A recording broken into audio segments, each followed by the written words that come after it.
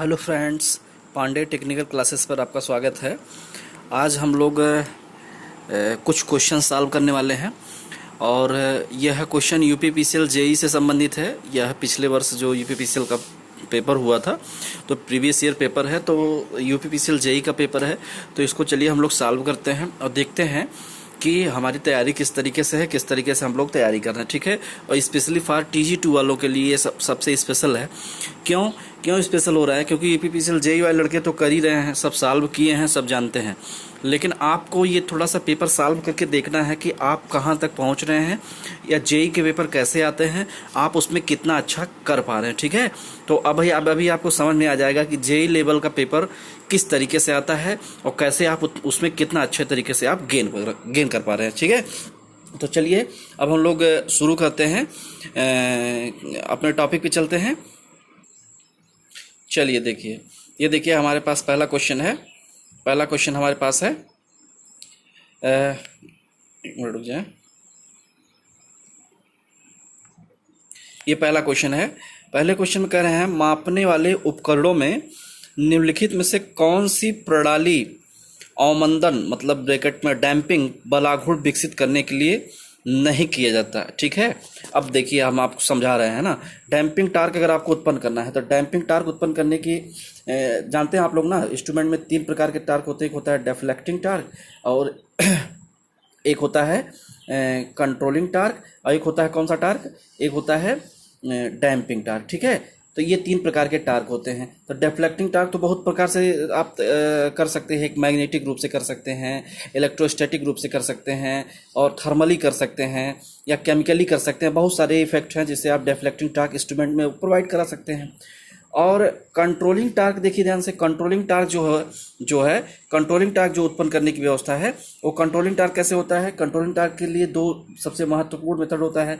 एक होता है स्प्रिंग कंट्रोल, एक होता है कौन सा कंट्रोल, एक होता है स्प्रिंग कंट्रोल, स्प्रिंग वाला, एक होता है ग्रेविटी कंट्रोल। ठीक है, एक होता है स्प्रिंग कंट्रोल, एक होता है ग्रेविटी कंट्रोल। ठीक है, तो यहाँ पे देखिए ध्यान से, यहाँ पे पूछ रहा है कि डैम्पिंग के लिए पूछा है ना, डैम्पिंग के लिए। तो डैम्पिंग कौन कौन सी होती है? डैम्पिंग के लिए मैं आपको बता दे रहा हूँ। डैम्पिंग टार्क के लिए कई विधियां हैं। डैम्पिंग के लिए देखिए, सबसे पहली विधि आपकी एक आती है air friction damping, air friction damping. एक आती है कौन सी डैम्पिंग? ईडी करंट, एक आती है ईडी करंट डैम्पिंग। ठीक है, और एक आती है फ्लूइड फ्रिक्शन डैम्पिंग, एक आती है फ्लूइड फ्रिक्शन डैम्पिंग। ठीक है, तो यहाँ पे देखिए पूछा गया है, ये 3 प्रकार की डैम्पिंग होती हैं, ये आप ध्यान दीजिएगा। एयर फ्रिक्शन होती है, ईडी करंट होती है, एंड फ्लूइड फ्रिक्शन होती है। ठीक है, तो यहाँ पे देखिए ध्यान से, यहाँ पे पूछा है क्वेश्चन में, मापने वाले उपकरण में लिखे कौन सी प्रणाली अवमंदन डैम्पिंग बलाघूर्ण विकसित करने के लिए उपयोग में नहीं, मतलब डैम्पिंग के लिए कौन सा नहीं है? तो डैम्पिंग के लिए द्रव्य घर्षण, फ्लूइड फ्रिक्शन है, वायु घर्षण है, एडी करंट है, लेकिन स्प्रिंग नियंत्रण नहीं है ना। देखिए क्वेश्चन कितना अच्छा है ना, स्प्रिंग नियंत्रण नहीं है, मतलब स्प्रिंग नियंत्रण कंट्रोलिंग होता है, डैम्पिंग नहीं होता है। ठीक है, तो ये बहुत ही ज़्यादा इंपॉर्टेंट है। और एक क्वेश्चन मैं आपको और यहाँ से बता दे रहा हूँ, मैक्सिमम जो डैम्पिंग यूज किया जाता है वो ईडी करंट डैम्पिंग यूज किया जाता है, ये दिमाग में बैठा है। और कुछ बातें यहाँ से बता देता हूँ, जो मैक्सिमम डैम्पिंग ईडी करंट होता है, और मैक्सिमम कंट्रोलिंग इंस्ट्रूमेंट में कौन सा होता है? स्प्रिंग कंट्रोल होता है। ठीक है, फ्लूइड फ्रिक्शन डैम्पिंग हम लोग बहुत कम यूज करते हैं ना, एयर फ्रिक्शन डैम्पिंग भी बहुत ज़्यादा यूज नहीं किया जाता है, या एमआई टाइप इंस्ट्रूमेंट में यूज कर लेते हैं, बहुत कम होता है। Eddy current damping, eddy current जो डैम्पिंग होती है वो सबसे ज़्यादा यूज की जाती है, और स्प्रिंग कंट्रोलिंग सबसे ज़्यादा यूज की जाती है। इसका सही आंसर हो जाएगा स्प्रिंग नियंत्रण। ठीक है, तो चलिए अब नेक्स्ट क्वेश्चन पे चलते हैं। नेक्स्ट क्वेश्चन पे देखिए, नेक्स्ट क्वेश्चन क्या है हमारे सामने। नेक्स्ट क्वेश्चन कह रहा है, विद्युत उपकरणों के रखरखाव पर होने वाले लागत खर्च को किस मद के रूप में जाना जाता है ना? किस मद के रूप में जाना जाता है? देखिए ध्यान से, विद्युत उपकरणों के रखरखाव वाले जो खर्चे हैं ये पूछ रहे हैं, मतलब जो उस पे जो एक प्रकार से कह सकते हैं मेंटेनेंस में जो लागत आती है उसको किस में रखते हैं? तो आपको पता होगा ना, एक होता है फिक्स कास्ट, एक होता है ऑपरेटिंग कास्ट, है ना, मतलब प्रचालन खर्च। तो आप फिक्स कास्ट कौन सा होता है? बड़े ऑफिशियल्स जो होते हैं उनकी सैलरी होती है, या आपका जो उसको प्लांट को बनाने में जो पैसा लगता है वो फिक्स्ड कास्ट के अंतर्गत आता है। लेकिन जो मेंटेनेंस कास्ट आता है वो किस में आता है? प्रचालन खर्च में आता है, ऑपरेटिंग कास्ट में आता है ना, क्योंकि मेंटेनेंस कास्ट इतना ज़्यादा तो होता नहीं। तो जैसे पावर प्लांट चल रहा है तो थोड़ा बहुत इधर उधर होता रहता है, टूटता फूटता रहता है, तो वो सब फिक्स्ड कास्ट में नहीं आता है, वो सब किस में, ऑपरेटिंग कास्ट में आ जाता है, रनिंग कास्ट में आ जाता है ना, जिसे प्रचालन खर्च भी कहा जाता है। ठीक है, तो ये आप समझिए, बहुत ही इंपॉर्टेंट क्वेश्चन। ठीक है, ये क्लियर हो गया होगा आपको। अब आगे चलते हैं।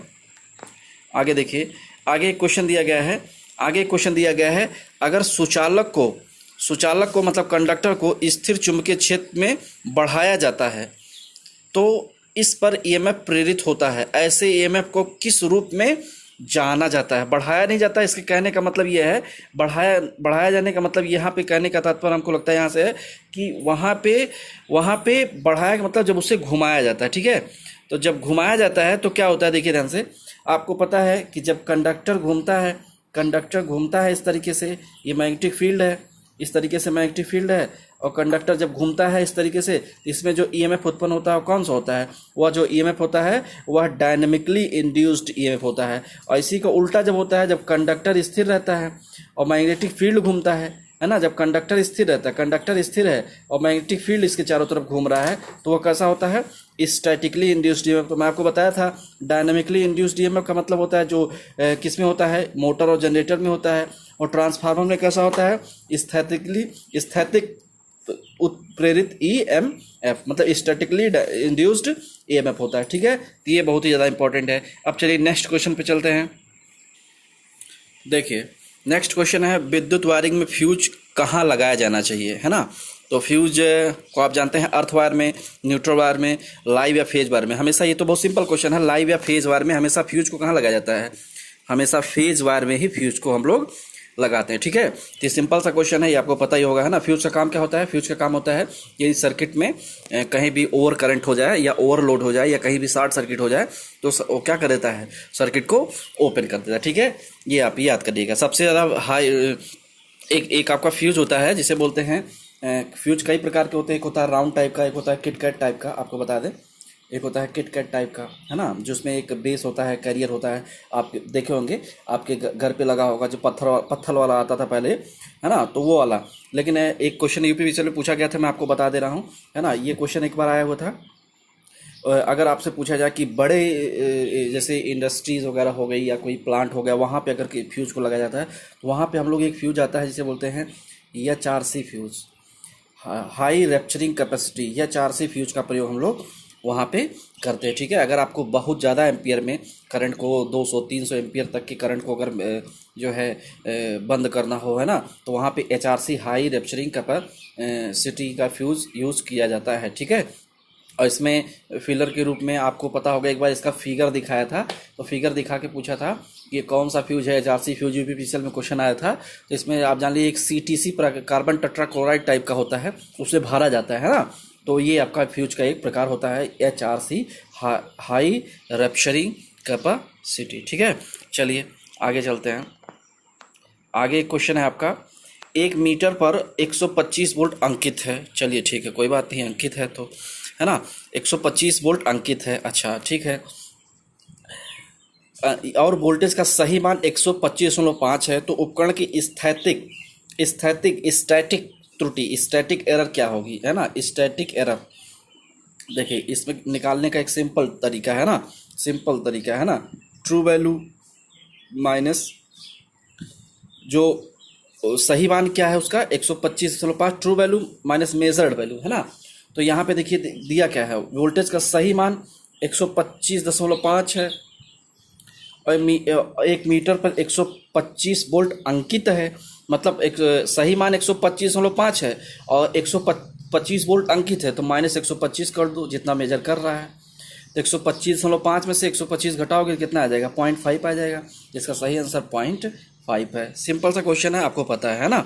तो ये यहाँ पे इस तरीके से आप निकालिए, measure true value minus measured value, ठीक है, इस तरीके से। देखिए नेक्स्ट क्वेश्चन है, in a DC motor the commutator is said to convert DC current from armature conductor to AC current feedback to supply. अब देखिए डीसी मोटर की बात किया है ना, तो डीसी मोटर में क्या होता है, मान लीजिए आपका डीसी मोटर का आर्मेचर है ना, और यहाँ पे कम्यूटेटर लगे हुए हैं। तो हम लोग क्या करते हैं, डीसी मोटर है तो डीसी सप्लाई देते हैं ना, तो डीसी सप्लाई देते हैं और ये जो कम्यूटेटर होता है उसे एसी में कन्वर्ट करता है ना। क्यों? क्योंकि आपको पता होगा जो जैसे हम लोग जब जनरेटर पढ़े थे तो जनरेटर पे यही तो होता है कि जो आर्मेचर में उत्पन्न होता है, जनरेटर के आर्मेचर में जो उत्पन्न होता है वो हमेशा एसी होता है, ये आप लोग जानते होंगे। और कम्यूटेटर के बाद कम्यूटेटर उसे डीसी में कर देता है। तो उसी प्रकार जब मोटर होता है तो मोटर में हम लोग डीसी मोटर है तो डीसी देंगे, तो कम्यूटेटर उसे क्या करेगा, एसी में कन्वर्ट करेगा, और आर्मेचर में हमेशा कौन सा रहेगा, एसी रहेगा। ठीक है, ये आप समझ लीजिएगा। तो यहाँ पे देखिए ध्यान से क्या दे रहे हैं, इन ए डीसी मोटर, एक डीसी मोटर में the commutator is used to, commutator use किया जाता है convert DC current from armature conductor to AC current feedback to supply, ये है। दूसरा है convert DC current from supply to AC current in armature conductor, very good. Convert DC current, कितना अच्छा देखिए क्वेश्चन है ये, convert DC current from supply to AC current in armature conductor. ठीक है, तो ये इसका क्वेश्चन आंसर हो जाएगा। ठीक है, अब चलिए आगे चलते हैं। नेक्स्ट क्वेश्चन है, मापन उपकरणों में पुष्टिकरण की कोटि और सत्यमान से नजदीकी को किस नाम से जाना जाता है। ये देखिए बहुत इंपॉर्टेंट क्वेश्चन है, मैं आपको बता रहा हूं ना।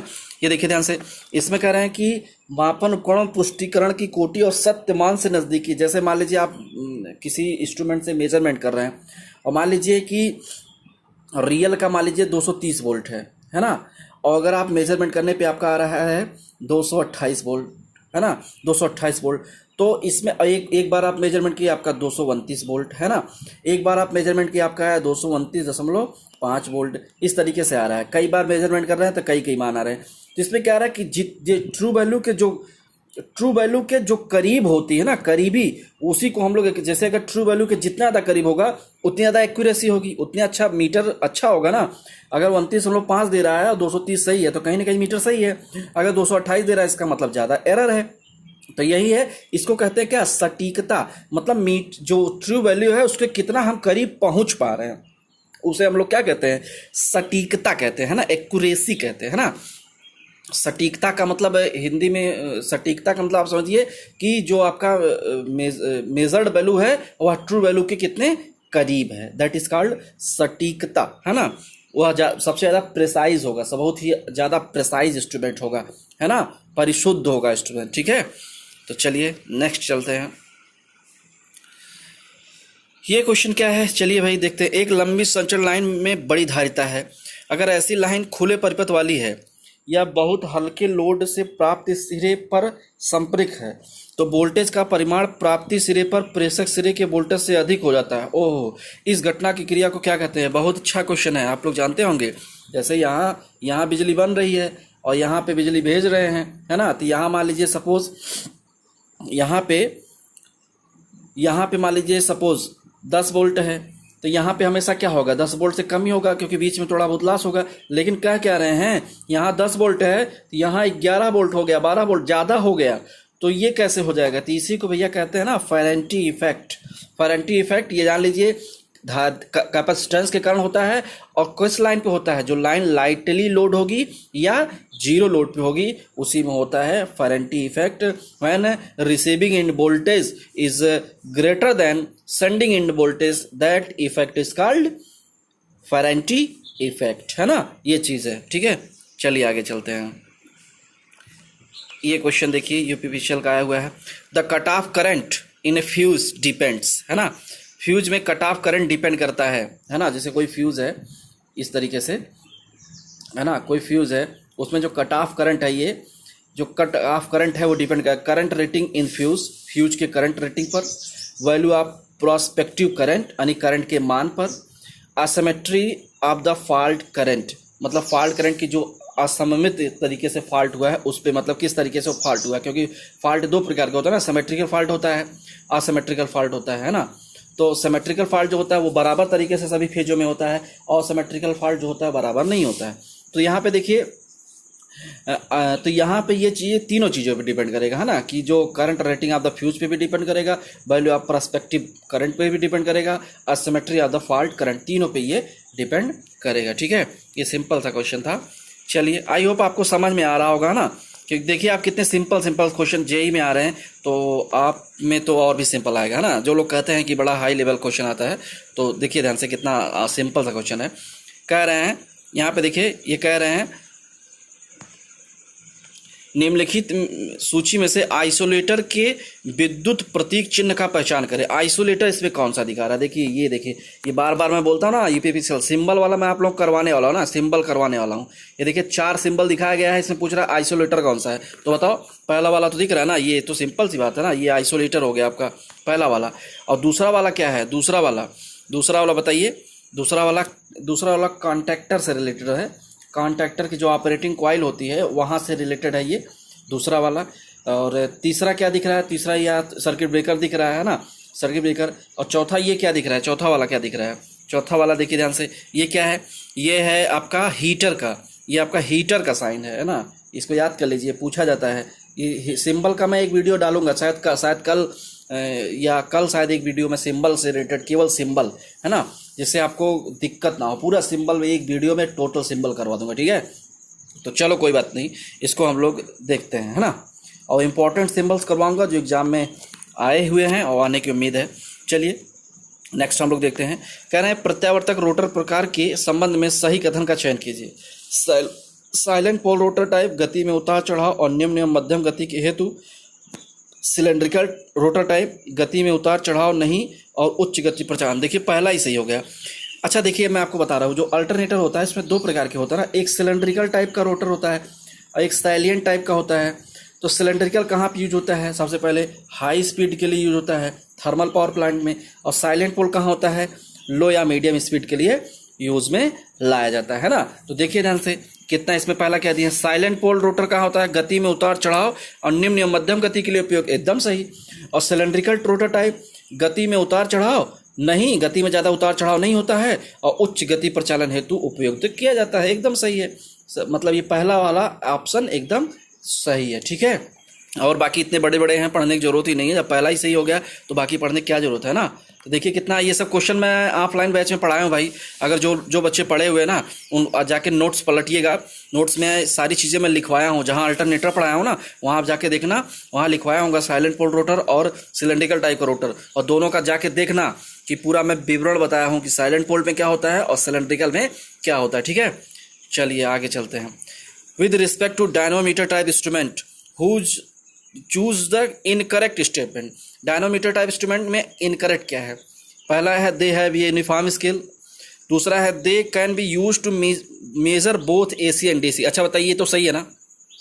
ये तो बताइए सही है कि नहीं सही है? आप बताइए। मैं बार बार बताया हूँ कि डायनोमीटर टाइप AC और DC दोनों पे होता है। They have low torque upon weight ratio, ये भी सही है। टार्क अपान वेट रेशियो ना, टार्क अपान वेट रेशियो इसका क्या होता है? बहुत कम होता है। क्यों? क्योंकि जो डायनोमीटर टाइप इंस्ट्रूमेंट होता है ना, इसका जो भार होता है ना, वो बहुत ज़्यादा होता है। भार ज़्यादा होगा और टार्क कम होता है, तो इसका जो अनुपात होगा वो हमेशा कम। और एक चीज़ याद रखिए कि टार्क अपान वेट रेशियो आपके लिए नया लग रहा होगा, लेकिन टार्क अपान वेट रेशियो किसी भी इंस्ट्रूमेंट का क्या होना चाहिए? बहुत ज़्यादा होना चाहिए। जैसे PMMC, बेटा याद करना, PMMC का टार्क अपान वेट रेशियो क्या होता है? बहुत ज़्यादा होता है। PMMC का टार्क अपान वेट रेशियो बहुत ज़्यादा होता है, इसीलिए उसकी एक्यूरेसी, सेंसिटिविटी, सब कुछ उसकी क्या होती है? अच्छी होती है ना। इसका टार्क अपान वेट रेशियो क्या होता है? कम होता है, क्योंकि इसका भार ज़्यादा होता है। और दूसरा है they are free from hysteresis and eddy current loss. इसमें hysteresis and eddy current loss भी नहीं होता है, बहुत कम होता है, नेग्लिजिबल होता है। They have uniform scale. अच्छा देखिए, जब वह AC DC दोनों पे यूज होता है ना, AC DC दोनों पे यूज होता है, तो बताइए ध्यान से, अगर करंट का मेजरमेंट करता है तो इसका जो रीडिंग आती है वो इसका जो थीटा आता है, theta proportional to I square आता है, या थीटा प्रोपोर्शनल टू किसके आता है? V स्क्वायर की। अगर वोल्टेज और करंट का मेजरमेंट कर रहा है तो जहाँ स्क्वायर का टर्म आ गया वहाँ पे, जहाँ पे स्क्वायर का टर्म आ गया वहाँ पे जो करंट या वोल्टेज है वह कभी भी, जो स्केल है वो लीनियर नहीं हो सकता, हमेशा नॉन लीनियर और नॉन यूनिफॉर्म होगा, है ना। तो इसका सही आंसर क्या हो जाएगा? They have a uniform scale. ये इनकरेक्ट है, लेकिन एक क्वेश्चन मैं यहीं से आपको बता दूं कि ये क्वेश्चन आया हुआ है। अगर यहीं पे स्पेशली बात कर देता पावर का, तब ये सही हो जाता है, क्योंकि पावर, अगर डायनोमीटर टाइप इंस्ट्रूमेंट अगर पावर का मेजरमेंट कर रहा है भैया, तो वहां पे जो उसका स्केल होता है वो कैसा होता है? यूनिफॉर्म होता है, ठीक है। ये चीज आप दिमाग में बैठा करो, ठीक। चलिए चलिए आगे चलते हैं, ठीक है। नेक्स्ट वाष्प पावर केंद्र की संपूर्ण दक्षता की गणना कैसे करते हैं। वाष्प पावर मतलब आप समझ रहे हैं, थर्मल पावर केंद्र की संपूर्ण दक्षता की गणना कैसे करते हैं, उसकी इफिशियंसी कैसे निकालते हैं। तो देखिए पहला ही दिया है, विद्युतीय आउटपुट के समतुल्य ऊष्मा बटे कोल दहन। अरे यही तो होता है इफिशियंसी। हम लोग क्या निकालते हैं, इफिशियंसी निकालने का फार्मूला यही तो होता है, कहीं का भी हो, आउटपुट अपान इनपुट। तो आउटपुट इसमें क्या है, आउटपुट इलेक्ट्रिकल है, आउटपुट क्या है, इलेक्ट्रिकल निकलता है। और इनपुट में क्या है, कोयला कितना जल रहा है, यहीं से अरे भाई जितना कोयला जला और कितना एनर्जी इलेक्ट्रिकल एनर्जी बनी, इसी का अनुपात निकाल दो, तो यही क्या आ जाएगा, यही आ जाएगा इफिशियंसी, है ना। यही तो इफिशियंसी। इफिशियंसी कहीं कहीं भी इफिशियंसी का फार्मूला क्या होता है, आउटपुट अपान इनपुट, है ना। जितना हमने लिया उसका कितना हमने दिया, दोनों का भाग दे दो, तो हमको पता क्या चल जाता है, हमको किसी भी चीज़ की इफिशियंसी पता चल जाती है ना। तो इस तरीके से होता है। तो इसका पहला वाला ऑप्शन ही सही हो जाएगा, विद्युतीय आउटपुट के समतुल्य ऊष्मा और डिवाइडेड बाई कोल के दहन की ऊष्मा, है ना। ये सिंपल सा क्वेश्चन है ना, और किसी में तो कुछ दिया ही नहीं है। चलिए next, electric switch to control any electrical equipment will act as a on off control. ये तो सिंपल सा क्वेश्चन है। अब आप सोच रहे हो कि दिमाग में आपके ये चल रहा होगा, ये यार जेई के क्वेश्चन है, इतने सिंपल क्वेश्चन, है ना। The electric switch to control any electrical equipment will act as a. ये देखिए कितने सिंपल क्वेश्चन है। स्विच का काम क्या होता है भैया, स्विच का काम यही तो होता है, ऑन और ऑफ करना। सिंपल सा है, ऑन और ऑफ करना सिंपल सा है, आप जानते हैं। चलिए, है ना। चलिए देखिए एक क्वेश्चन ये आपका इलेक्ट्रॉनिक्स, डिजिटल इलेक्ट्रॉनिक्स आ गया, है ना। क्या है, दिए गए लॉजिक परपथ के लिए आउटपुट एक्स पता करें, है ना। तो ये तो सिंपल सा है ना, हो जाएगा। देखो देखो हो जाएगा। ये क्या है, एक और गेट है ना, ये और गेट है, ये और गेट है, और ये क्या है, एंड है ना, ये तो एंड गेट है। देखो कितना बढ़िया है ना, ये तो आर गेट है और ये एंड गेट है। आर गेट का क्या होता है, यहाँ पे जो आउटपुट निकलेगा वो क्या हो जाएगा, ए प्लस बी। होगा कि नहीं होगा, बताओ ईमानदारी बताओ, होगा कि नहीं होगा। यहाँ पे जो आउटपुट निकलेगा, एक मिनट जो बता रहे हैं, है ना, यहाँ पे जो आउटपुट निकलेगा वह ए प्लस बी होगा, होगा कि नहीं होगा।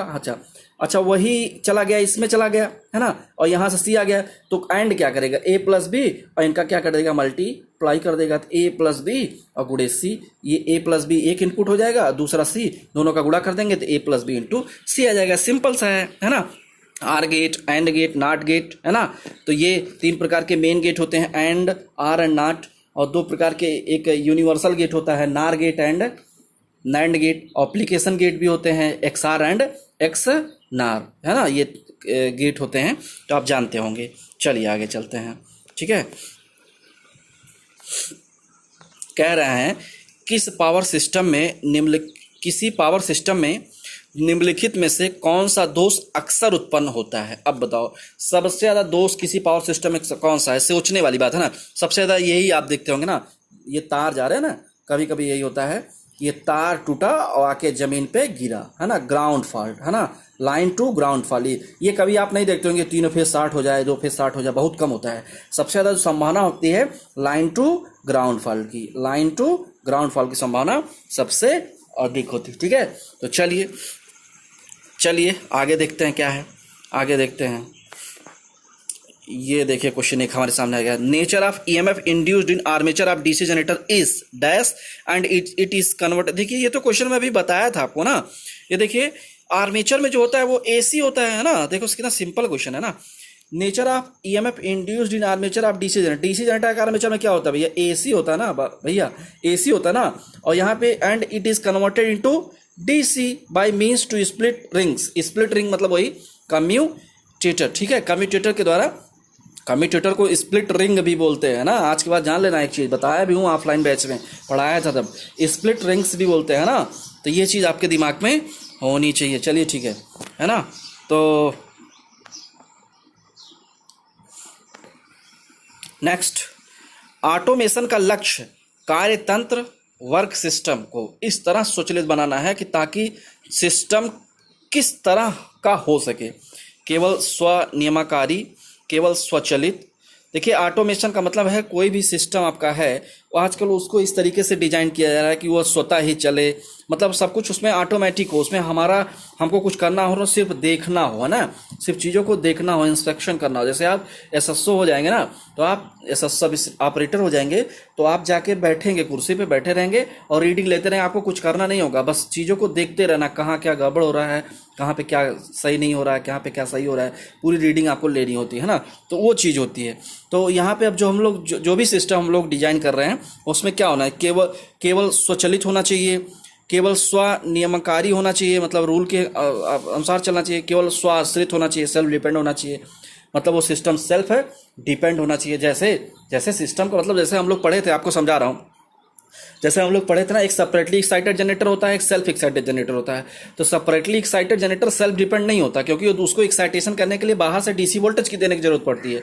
बट जो सेल्फ एक्साइटेड होता है वो तो स्वतः ही रेजिडुअल मैग्नेटिज्म के कारण हो जाता है, वोल्टेज बनाने लगता है। तो इसलिए सिस्टम ऐसा होना चाहिए कि उसमें किसी दूसरे के ऊपर आश्रित ना हो। अच्छा, नियम भी तो यही करता है ना, आज का सिस्टम यही कहता है। हम लोग आगे बढ़ रहे हैं, पढ़ाई लिखाई कर रहे हैं, क्यों कर रहे हैं, इसीलिए तो पढ़ाई हम सब कर रहे हैं ना, क्योंकि हम लोग किसी के ऊपर आश्रित ना रहे ना। तो सिस्टम हमको ऐसे बनाना है कि वह स्वचालित हो, वह नियमकारी से हो, वह स्वाश्रित हो, ये सारी चीजें, ये है क्वेश्चन। ठीक है, तो चलिए आगे चलते हैं, है ना। देखिए ये क्वेश्चन, देखिए यूपीपीसीएल जो जेई का क्वेश्चन है, क्वेश्चन में रहता कुछ नहीं है, लेकिन थोड़ा सा उसको पूछने का क्राइटेरिया बदल देता है ना। यही यूपीपीसीएल टीजी2 और जेई में अंतर है ना, कि जेई में एकदम थोड़ा सा वही क्वेश्चन घुमा के फैक्ट टाइप में पूछ लेता है ना, फैक्ट टाइप में। और जो यूपी टीजी2 में है, इसमें थोड़ा सा बस वही नॉर्मल तरीके से ऊपर ऊपर पूछ लेता है, बस यही अंतर है। अब ये वाला फिगर है, इसमें तीनों करेक्टरिस्टिक देखिए, VI characteristic of DC series generator are given in the following figure. DC series generator की वीआई करेक्टरिस्टिक दिखाया गया है। अब देखो, इसमें जो लड़का नहीं पढ़ा होगा करेक्टरिस्टिक ना, अब एक करेक्टरिस्टिक पढ़ लिया, दो पढ़ लिया, तीन पढ़ लिया, मतलब इसमें देखिए सब दिखाया गया और सीक्वेंस में पूछा गया है ना कि कौन सी करेक्टरिस्टिक, मतलब ये जो लड़का ध्यान से पढ़ा होगा ना वो कर पाएगा, है ना। ये क्वेश्चन है तो बहुत आसान, लेकिन जो पढ़ा होगा वही करेगा, है ना, वही करेगा। तो देखिए आंसर में क्या है, हम लोग जानते हैं, अगर आप जो लड़का मुझसे ऑफलाइन बैच में पढ़ा है, मैं गारंटी देके कह रहा हूँ, अगर वो दिमाग लगा के पढ़ा है, इस क्वेश्चन का आंसर आप वो बता दिया होगा, है ना। इसको बढ़िया से मैं पढ़ाया हूँ, है ना। ये देखिए, जो पहला वाला होता है ये हमेशा ओसीसी ओपन सर्किट कैरेक्टरिस्टिक होता है, क्योंकि डीसी जनरेटर के तीन तरीके होते हैं। एक होता है ओपन सर्किट कैरेक्टरिस्टिक, इसे मैग्नेटाइजिंग कैरेक्टरिस्टिक बोलते हैं, और एक होता है इंटरनल कैरेक्टरिस्टिक, और एक होता है एक्सटर्नल कैरेक्टरिस्टिक। ठीक है, चलिए एक चीज़ मैं आपको दे रहा हूँ, आप कमेंट बॉक्स में कमेंट करिएगा, ठीक है। कमेंट बॉक्स में देखता हूँ कौन सा लड़का बहुत अच्छी तरीके से पढ़ा है, ईमानदारी से आंसर दीजिएगा, ईमानदारी से। जो ओपन सर्किट कैरेक्टरिस्टिक होती है, जो इंटरनल कैरेक्टरिस्टिक होती है, और एक्सटर्नल कैरेक्टरिस्टिक होती है, मतलब ओपन सर्किट और आंतरिक अभिलक्षण और बाह्य अभिलक्षण, ये जो होते हैं ना, इनको किसके किसके बीच में खींचा जाता है ना। जैसे इंटरनल कैरेक्टरिस्टिक किसके किसके बीच में खींचा जाएगा, एक्सटर्नल किसके किसके बीच में खींचा जाएगा, और जीरो लोड कैरेक्टरिस्टिक किसके किसके बीच में खींचा जाएगा। कमेंट बॉक्स में ये आंसर दे, जो लड़का आंसर देगा अगले वीडियो में उसका नाम मैं जरूर लूँगा, मतलब मैं समझूंगा कि हाँ वो लड़का ये मतलब अच्छे तरीके से पढ़ा है, बढ़िया इलेक्ट्रिकल में उसकी जानकारी अच्छी है, ठीक है। जिसका आंसर आपको जरूर देना है कमेंट बॉक्स में, आपके लिए एक प्रकार से वर्क है, ठीक है। तो इसको देखिए, इसका पहला वाला जो होता है वह ओसीसी होता है, दूसरा वाला इंटरनल होता है, तीसरा वाला एक्सटर्नल होता है ना। तो देखिए इसका कौन सा सही हो जाएगा, सी वाला। इसका सी वाला, पहला ओसीसी, दूसरा इंटरनल, तीसरा एक्सटर्नल हो जाता है, ठीक है। चलिए अब जो लड़का मेरी नोट्स उठा के पढ़ेगा ना, उसको लगेगा, है ना, जाके देखना नोट्स उठा के, तब आपको समझ में आएगा कि यार ये इसमें कौन सा ऐसा क्वेश्चन है जो छूटा है। हर एक क्वेश्चन तो मैं नोट्स में लिखवाया हूँ, पूरा नोट्स आप उठा के देखिएगा, A to Z आपको स्टेप बाय स्टेप ये क्वेश्चन आपको मिल जाएगा, ठीक है।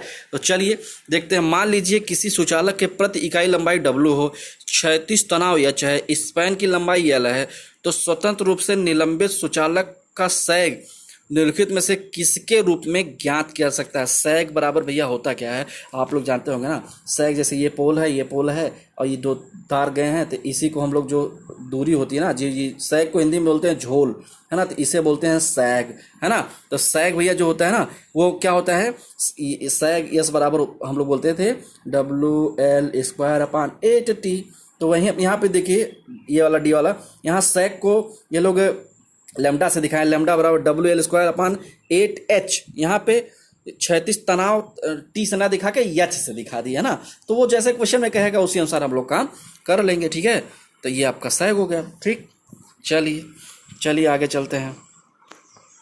23 नियंत्रक उपकरण के इनपुट मॉड्यूल पृष्ठ में ऑप्टिकल आइसोलेशन का उपयोग किसके लिए किया जाता है ना?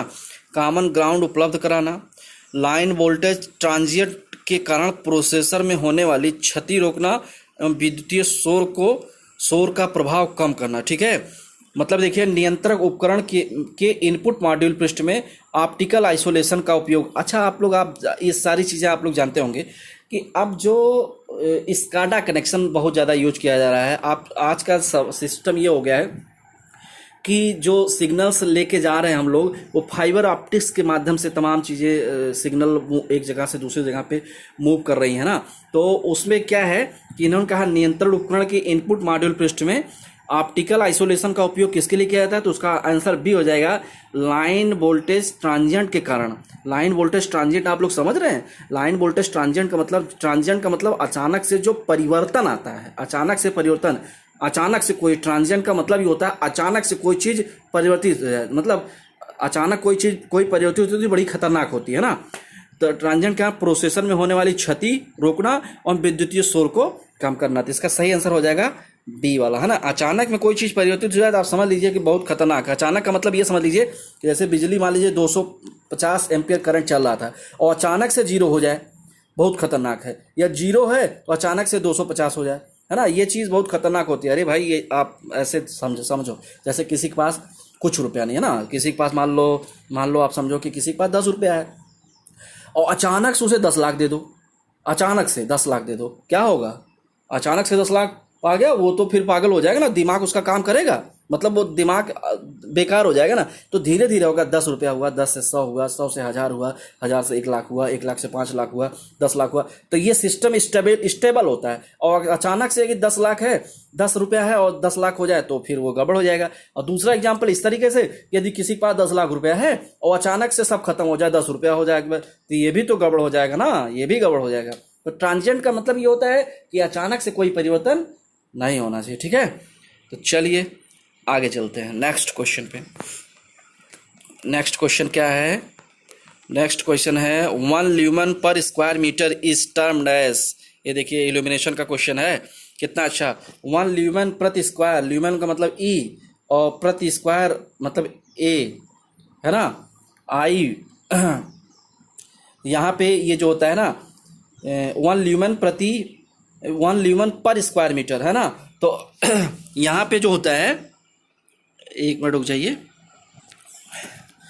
1 मिनट बता रहे, रुक जाओ। देखिए इसको बोलते हैं इल्यूमिनेशन, है ना, इल्यूमिनेशन को हिंदी में बोलते हैं क्या? प्रदीप्ति, है ना। इल्यूमिनेशन को हिंदी में क्या बोलते हैं? प्रदीप्ति। और प्रदीप्ति को हम लोग ई से दिखाते हैं। ई बराबर होता है F/A। एफ का मात्रक होता है ल्यूमन और ए का होता है क्षेत्रफल। तो क्षेत्रफल मतलब मीटर का स्क्वायर। तो 1 ल्यूमन प्रति मीटर स्क्वायर, इसको क्या कहेंगे? इल्यूमिनेशन या प्रदीप्ति। और एक भी जान लीजिए प्रदीप्ति का मात्रक, यूपीपीसीएल में दूसरी तीसरी बार क्वेश्चन ये आया हुआ है, ये चीज आपको बता रहा हूँ, दूसरी तीसरी बार क्वेश्चन आया है ये। प्रदीप्ति का मात्रक क्या होता है? लक्स। याद रखिएगा, प्रदीप्ति का मात्रक क्या होता है? लक्स होता है। या एक और होता है, ये भी जान लो, ये शायद नहीं जानते होंगे ना, ये बता दे रहा हूँ। ठीक है, प्रदीप्ति का एक मात्रक लक्स होता है और प्रदीप्ति का एक मात्रक होता है MCD, metre candle power. Metre candle power MCD बोलते हैं इसे, मीटर कैंडल, है ना, मीटर कैंडल MCD बोलते हैं। तो ये होता है किसका? 1 ल्यूमेन पर स्क्वायर मीटर का। ठीक है, चलिए नेक्स्ट क्वेश्चन पे चलते हैं। 25, ये क्या है?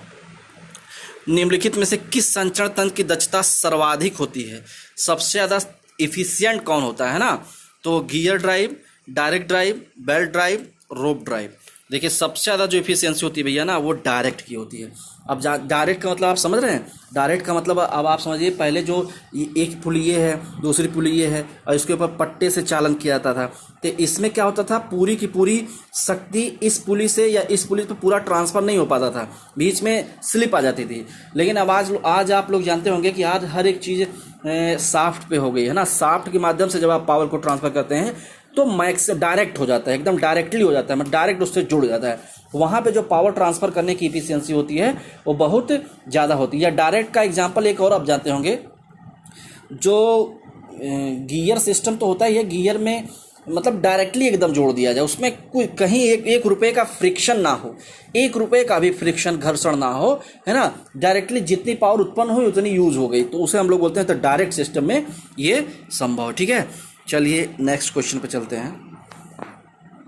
चलिए ये आ गया वंश, इतने का वंश पूरक कितना होता है, वंश कॉम्प्लीमेंट।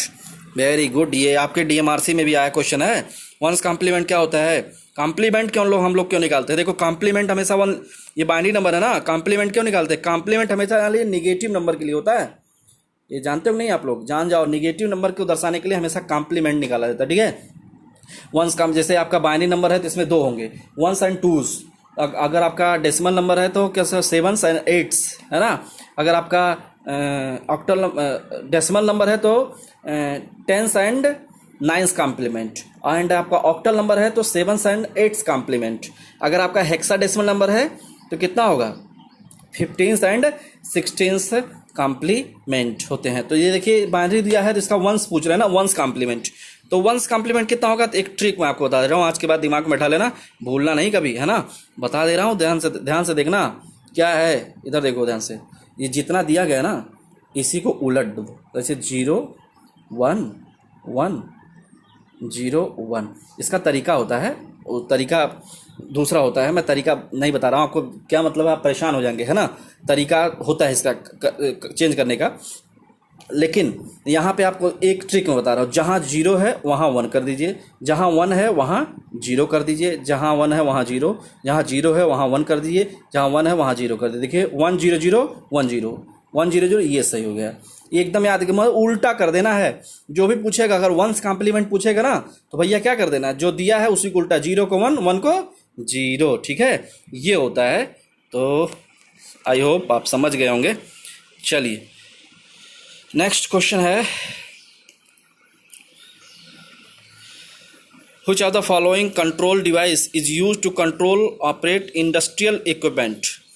इंडस्ट्रियल इक्विपमेंट में किसको कंट्रोलिंग के लिए यूज किया जाता है, तो भैया पीएलसी होता है। पीएलसी एक प्रकार का कंप्यूटर है, इसे बोलते हैं प्रोग्रामेबल लॉजिक सर्किट, है ना। ये क्या करता है कि किसी स्पेशल डिजाइन होता है और ये पूरे सिस्टम को कंट्रोल करने के लिए लगाया जाता है। ठीक है, तो ये क्वेश्चन बहुत ही ज़्यादा इंपॉर्टेंट है, पीएलसी आप लोग जान गए होंगे। ठीक है, चलिए आगे चलते हैं।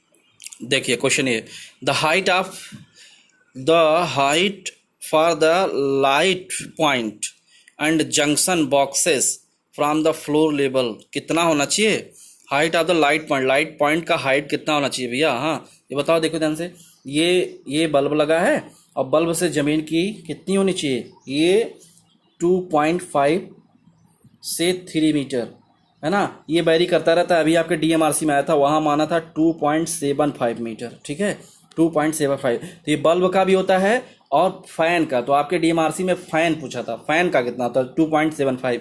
तो फैन का भी लगभग उतना होता है और बल्ब का भी उतना ही होता है। घबराइए नहीं, मैं IER पे 1-2 दिन में वीडियो आपको दे दूंगा। ठीक है, आराम से एकदम परीक्षा की तैयारी करें। और वीडियो को अब यहीं समाप्त करते हैं। नेक्स्ट इसके आगे के जो क्वेश्चन है पूरा सेट 150 क्वेश्चन मैं आपको करवा दूंगा, और तब आप अपने आप को समझ पाइएगा कि आप जेईई का पेपर दे रहे हैं तो किस तरीके से आपको क्वेश्चन तैयारी हो रही है। ठीक है, इसमें एक क्वेश्चन देखेंगे तो उसमें हम पूरी डिस्कस कर देंगे कि क्या है, इससे आपकी अच्छी तरीके से तैयारी हो पाएगी। प्रैक्टिस कहा गया है, practice perfect a good man, है ना। तो अगर आप प्रैक्टिस करते हैं तो कहीं ना कहीं आपको लाभ अच्छी तरीके से होगा।